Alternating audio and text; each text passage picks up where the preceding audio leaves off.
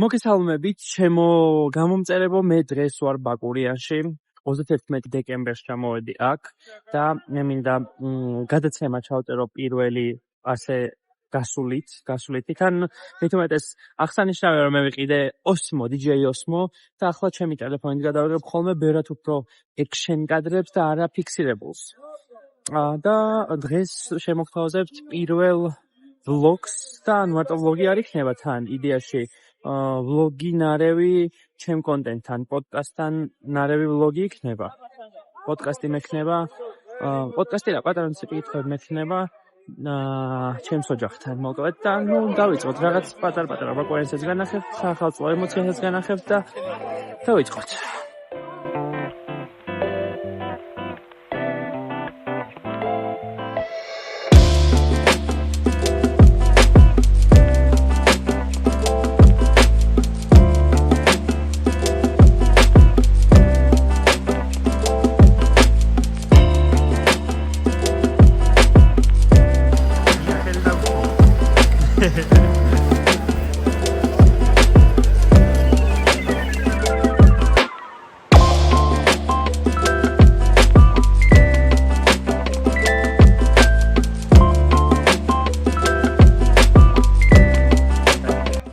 გამარჯობათ, მოგესალმებით მოსწავლეები თქვენი.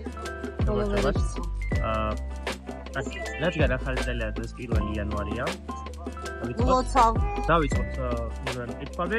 ხო, მომზადებული არ გვაქვს ტირაჟი, ეს ყველაფერი იქნება სრული იმპროვიზაცია და დავიწყოთ ახალი წლის თემით. აბა, თქვენთვის რომელი კერძი არის ახალწელთან ასოცირებული ყველაზე მეტად? ახალწელთან ასოცირებული ყოლმა და საჩივი, გოზინაყი. ყველა იმასი შეიძლება, მაგრამ აი გოზინაყი მაინც ასოცირდება ახალწელთან. ანუ გოზინაყს შეჭამ მოჭველი ახალი წელი გიგო. ხო, რაღაც ემოცია, კი. გოზინაყს რო უყურებ, ანუ ასოცირდება, რომ რაღაცა ახალი წელი. შენ მადლობ. შენ დაიბადე 1986. ხო, 6. მაინტერესებს პირველი ახალი წელი რა იყო, რაც გახსენდება შენ მოგონებებში და როგორი? აი შუქი რო აიძოურა, შუქი მოვიდა. ანუ ახალწელს შუქი მოვიდა? ხო, ახალწელს ჩაგვეცეს. და რა გაჩვენეს მაგახალ? თოჯინა მაჩუქეს, რომელიც ესე მარტივად იმ პერიოდში არ იხევებოდა, მაგრამ ძალიან მეგობრებს გაახუჭე? რატო გაახუჭე? მეგობრებს. და როგორ მოგიტანეს? კათან დახვდა? კათან ხო, კარი, აკუნი იყო, ზარი და თორი ზაბუა. ზარი იყო? ანუ დენი იყო? განათლებებით. ნაძვის ხეზე. მე მახსოვს ისა. ერთის ისა. რო გავხსენი ხუთი ლეპტოპი რო იყო. ლეპტოპი მაჩვენეთ. ვერცხლისფერი. ხო. არა, ეგ იცი, როდის სახალხო ფეშენ არ გაცამაშა? იტირე. ხო და ერთ-ერთ ახალზე ეგ მახსოვს და იტირა და მე წავედი, როგორ თუ იტირა მეთქი წავედი და აივანზე გავიდოდით. დიდი მასალოთ ვისოლოთო და დიდი მანქანა. ფერანი. ფერანი არ გახსოვს? გახსოვს? და აივანზე გავიდოდით, ვისოლოთ. ზარი დაირეკებდა შეგარბოდა. ზარი იყო და ვერ გაიგებდა და გარბოდა ცოტნე გახარებული და პულკიანი ვერტმფრენი რომ აჩქე. ხო, ვერტმფრენი. მაგით ოღონდ 1 იანვარს ნაძვისფერ გადმოვაყენა. დაიჯახა ხო და ის თამოტეკა. ხო, ვეღარი მასკენი და აფრენდი ჩემ და ბაბუა. მაგარი. ხო, ის არა და მაგარი. იმდა კედელს მიაჯავიდეთ. აი მაგალითად როგორ იყო შენი ბოლო გაზი? შენი ბოლო გაზი.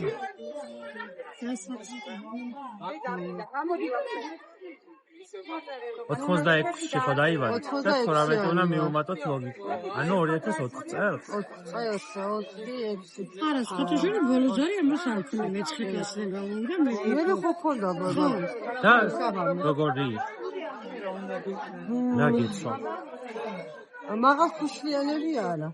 არ ჩაგაცვეს, ანუ პირველი რახან ეგ მითხარი ტრამვა იყო რომ არ ჩაგაცვეს როგორ? არა, თვითონაც არ იყო ეგეთი. ანუ პირიქით. იმისთვის არის ტრამვა რომ ვერ დავდივარ. არა, ეს თავისუფლად. არა, ძალიან ჩვეული და უბრალოდ იყო. აი ახლა რო არის რაღაცა ისე. კაპლანჯები რამე? ერთმანეთს დააწერეთ რაღაცეები? კი, რა თქმა უნდა.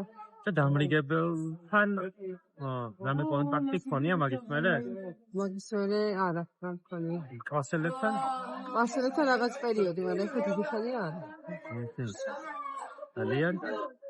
მოკობრიოთ აქ არა. უნივერსიტეტში რო ჩააბარე, რა გრძნობა იყო? ან პირველ დროში ხარ როგორი?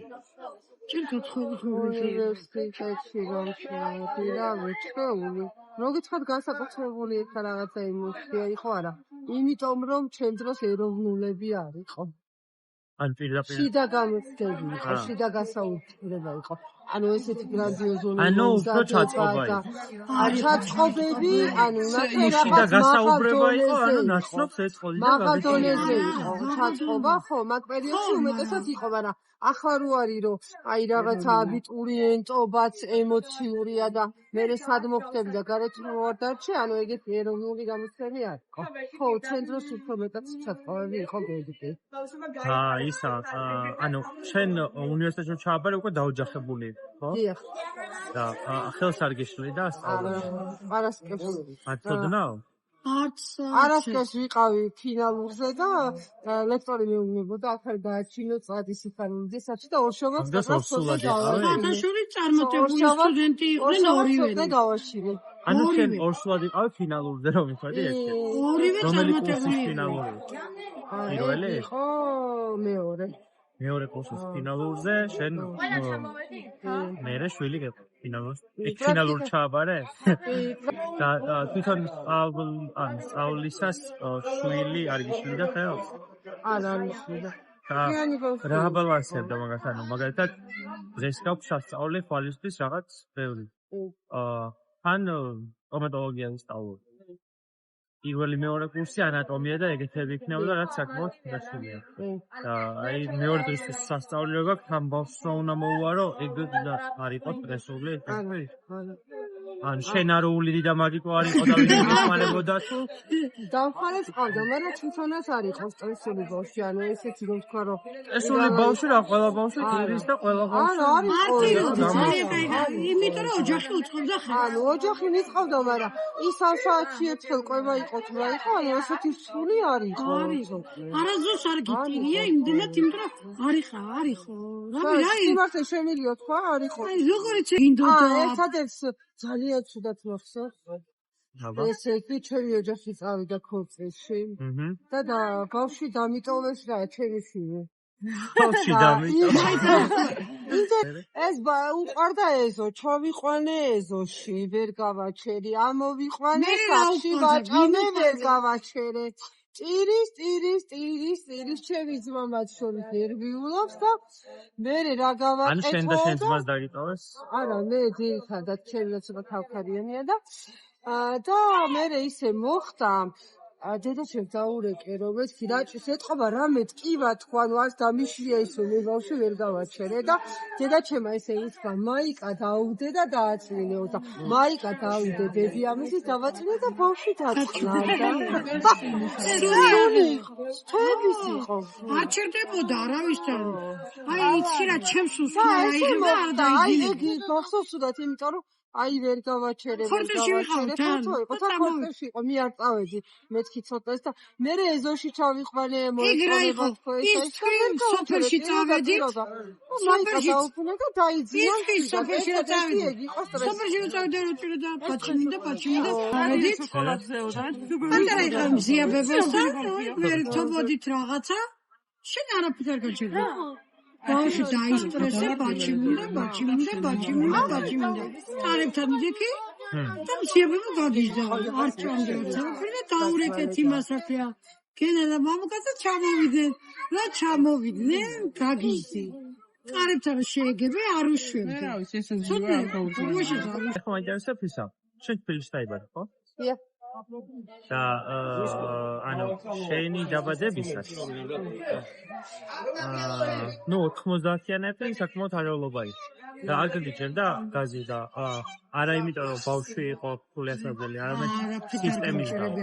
თვითონ ან თვითონ სისტემის გამო, ნაციის გამო, ან საჭმელის მქონლობა, ან ჩვენ ფინანსურად არასდროს არ გვიჭირდა, არასდროს.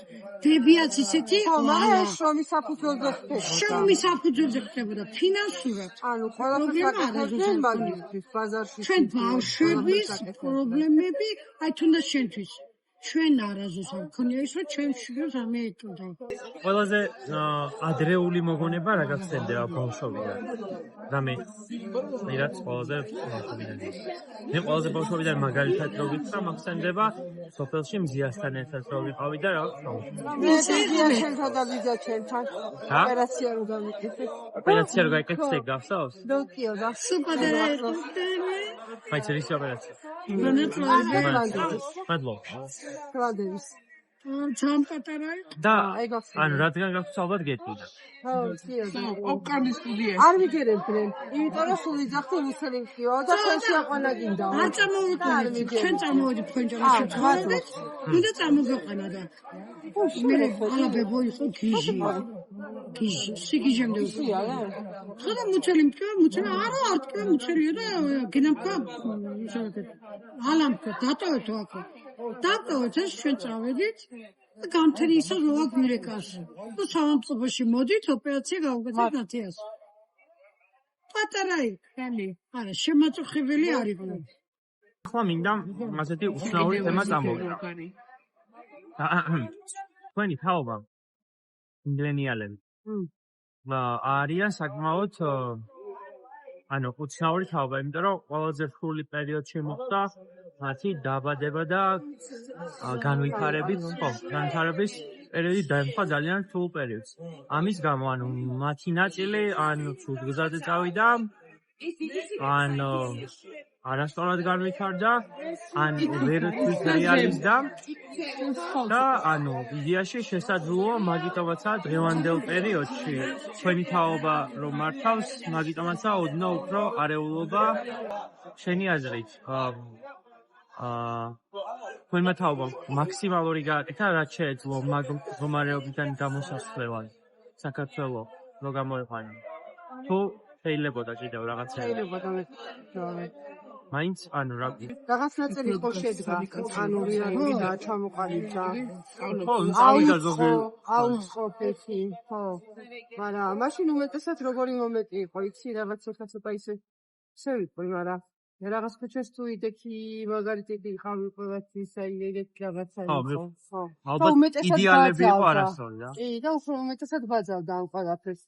ანუ სწავლა-განათლება ახლა რომ დასაფასებელია და ის არის, ნუ მაშინ არ იყო ეგეთი ხაროა, მაგრამ ახლა ცოტა არის ეგეთი აზრის მქონე, ვიდრე დაუშვათ ჩვენ დროს იყო. და მაშინ უფრო მეტი ის ეგეთი აზროვნების ფაქტი. კარგი. ჩვენ საყოველთაოდ სწავლი რომელია? ჩემი საყოველთაოდ სწავლი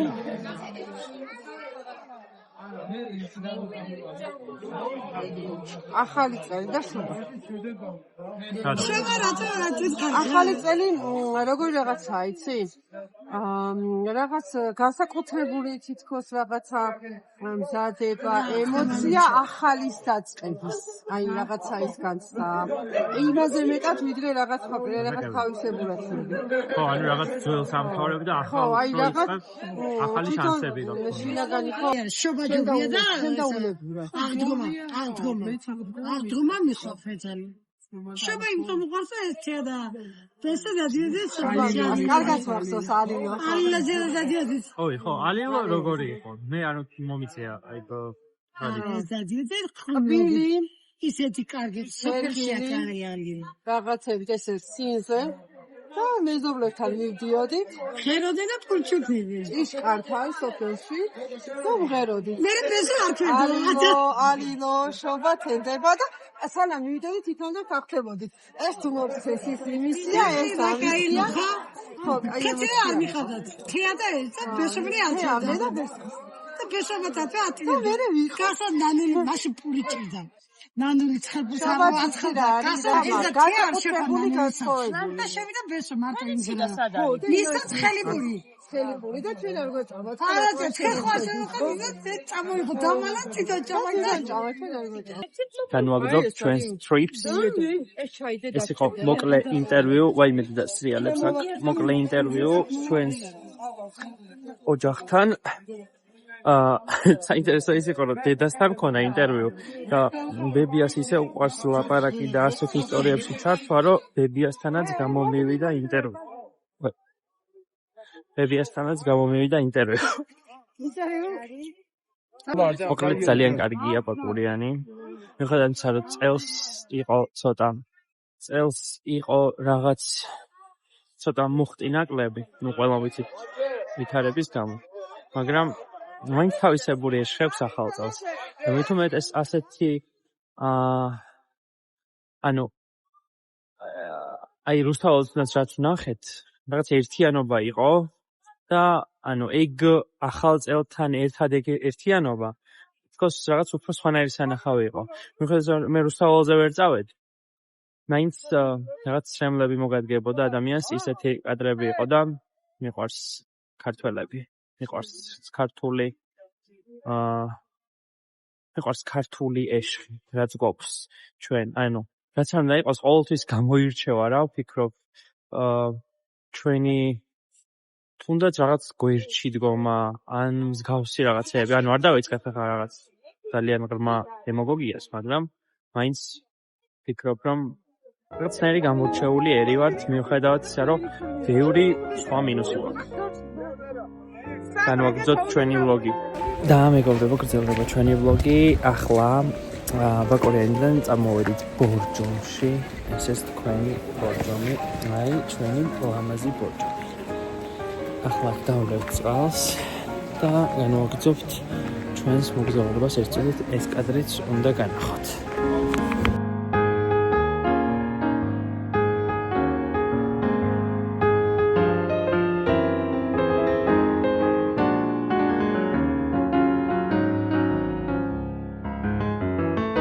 ჩვენ ახლა ვიმყოფებით ბორჯომში და ახლა გავესაუბრებთ ბორჯომის წყლების ექსპერტს ხალოტონ მარიამს. ბორჯომის წყლების ექსპერტი მარიამი, გამარჯობათ ხალოტონ მარიამ. გამარჯობათ. მე მაინტერესებს ხშირად ინტერვიუ მაქვს ახლა თქვენთან. როგორი არის თვითონ ეს წყალი? ძანდებით თქვენ? არის ჯანმრთელობისთვის, კულტურაწლავისთვის, მაგრამ არ გიყვართ თქვენ ექსპერტი ძანდებით და არ გიყვართ? არა, მე ყავს საკევის შეგირდები, რომლებსაც ვადეგუსტატირებ ხოლმე. დეგუსტაცია გაუწია. ადეგუსტატირებს მინდა გითხრათ დეგუსტაციას უწევენ ხოლმე შეგირდები ჩემი. ეს როგორ ამოდის? თვითონ გაზი რატო აქვს აი? გაზი ამას არ აქვს ბატონო. ყურეთ ეხა ეს რა არის? ეხა მიაგიხსნით, ეხა დაანახეთ თქვენ გამომწერებს.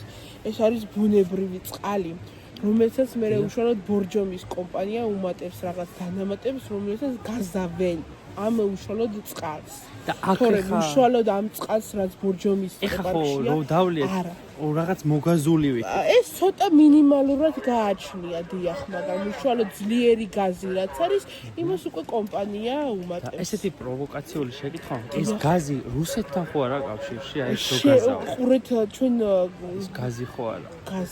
ის გაზიც არის, იმიტომ რომ ჩვენ ფაქტიურად გავყიდეთ ჩვენი ბორჯომის კომპანია და ამიტომ იქაური გაზი ჩაედინება ჩვენ ბორჯომის წყალში დიახ. მადლობა დიდი. სამწუხაროა, მაგრამ ესეც საინტერესო ინტერვიუ გამოგვივიდა ექსპერტთან. გამარჯობათ მეგობრებო, კიდევ ერთხელ ჩვენი ვლოგი დასასრულს მივახლოვდა.